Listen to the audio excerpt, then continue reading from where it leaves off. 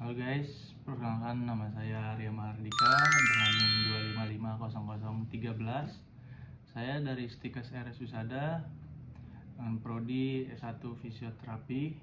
Saya ingin menjelaskan organel sel dan fungsinya, hewan dan tumbuhan. Nah guys, saya akan menjelaskan organel sel, tumbuhan, dan fungsinya. Yang pertama ada dinding sel. Fungsinya memberikan kekuatan. Yang kedua, kekuatan mekanik dan perlindungan terhadap gangguan fisik serta patogen. Menentukan bentuk sel dan berperan dalam pertumbuhan sel. Komponen utamanya adalah selulosa, hemoselulosa, pektin, dan lignin pada sel dewasa. Yang kedua adalah kloroplas. Fungsinya tempat berlangsungnya fotosintesis, yaitu proses menghasilkan glukosa dari karbon dioksida dan air dengan bantuan cahaya matahari. Kloroplast mengandung pigmen klorofil yang memberikan warna hijau. Nah guys, yang ketiga, vakuola besar. Fungsinya menyimpan air, zat-zat terlarut, dan bahan lain. Menjaga tekanan osmotik, menjaga kestabilan internal sel, serta berperan dalam pertumbuhan sel melalui ekspansi vakuola. Nah, sekarang yang keempat guys, nukleus atau inti sel. Fungsinya mengatur semua aktivitas sel, menyimpan materi genetik dalam bentuk DNA, serta mengontrol proses reproduksi dan sintetis protein. Nah, yang kelima, mitokondria. Fungsinya adalah pusat produksi energi bagi sel melalui proses respirasi aerobik yang menghasilkan ATP atau adenosin trifosfat sebagai sumber energi utama. Nah, yang keenam nih guys, retikulum endoplasma atau RE. Fungsinya membantu sintesis protein dan lipid. Terdiri dari RE kasar dengan ribosom dan RE halus tanpa ribosom. Membran RE berperan dalam transportasi molekul. Nah, sekarang yang ketujuh guys, badan Golgi. Fungsinya memproses, memodifikasi, dan mengemas protein serta lipid yang akan dikirim ke bagian lain atau keluar sel. Nah, sekarang yang ke-8 guys, namanya lisosom.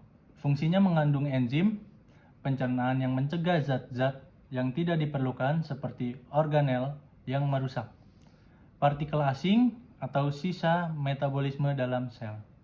Nah, yang ke-9 ada vakuola. Fungsi di sel tumbuhan besar sebagai ruang penyimpanan zat seperti air, garam, dan zat warna, membantu menjaga pH dan tekanan osmotik. Sekarang saya akan membahas organel sel pada hewan dan fungsinya. Yang pertama ada membran sel atau membran plasma. Fungsinya mengandung sel dan mengatur masuk keluarnya zat ke dan dari sel selektif permeable. Yang kedua, nukleus atau inti sel. Fungsinya mengkoordinasikan aktivitas sel, menyimpan informasi genetik dalam DNA, dan mengontrol sintetis protein. Yang ketiga guys, mitokondria. Fungsinya menghasilkan energi melalui respirasi seluler. ATP sebagai sumber energi utama. Nah, yang keempat ada ribosom. Fungsinya sintetis protein. Ribosom terdapat bebas di sitoplasma atau menempel pada retikulum endoplasma kasar. Nah, yang kelima, retikulum endoplasma atau disingkat RE. fungsinya adalah sintetis dan transportasi protein atau RE kasar dan lipid RE halus. Nah, yang keenam nih guys, badan Golgi. Fungsinya menerima, memproses, dan mengirim protein dan lipid ke bagian lain, sel atau keluar dari sel. Nah, yang ketujuh ada lisosom. Fungsinya menghancurkan bahan yang tidak diperlukan, melakukan pencernaan dalam sel, dan serta berperan dalam apoptosis atau kematian sel terprogram. Nah, yang ke-8 guys, ada sentriol atau khusus sel hewan. Fungsinya terlibat dalam pembelahan sel, membantu pembentukan spindle selama mitosis dan meiosis. Nah, yang ke-9, peroksisom. Fungsinya menguraikan racun dan bahan berbahaya dalam sel seperti sianida dan alkohol. Nah, yang ke-10 ada inklusi atau bahan menyimpan lainnya. Fungsi penyimpanan zat cadangan berbeda-beda tergantung jenisnya dan fungsi sel. Nah guys, tadi kan saya udah menjelaskan organel sel tumbuhan dan hewan. Nah, sekarang saya akan menjelaskan perbedaannya. Perbedaan utama antara organel sel tumbuhan dan hewan. Nah, yang pertama ada dinding sel. Kalau di sel tumbuhan itu ada dari selulosa.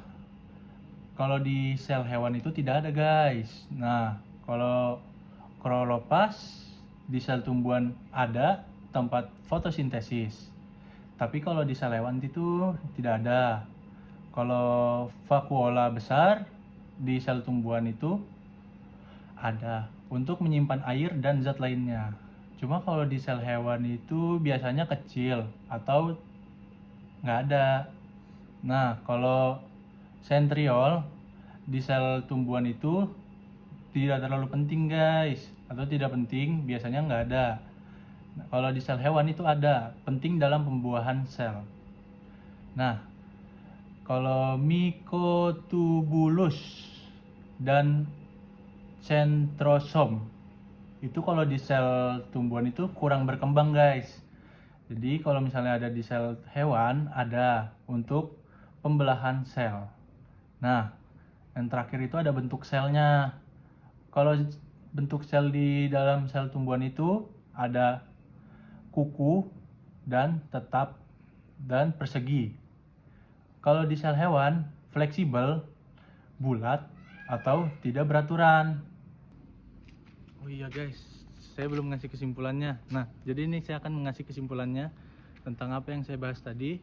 Nah, kalau kesimpulannya, sel tumbuhan itu memiliki fitur khusus seperti dinding sel dan kloroplas yang memungkinkan fotosintesis dan memberikan kekakuan. Nah, kalau sel hewan tidak memiliki dinding sel dan kloroplas, tetapi memiliki organel seperti sentriol dan lisosom yang berperan penting dalam berbagai proses pencernaan dan pembelahan.